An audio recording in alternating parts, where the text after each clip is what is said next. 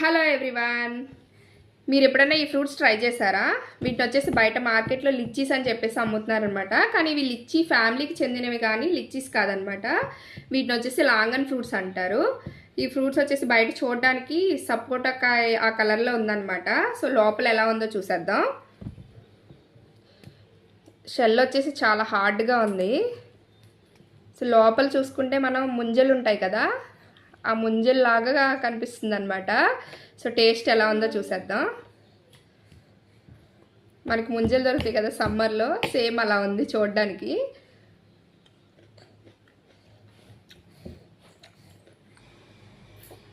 ఇందులో గింజ కూడా ఉంది చూడండి.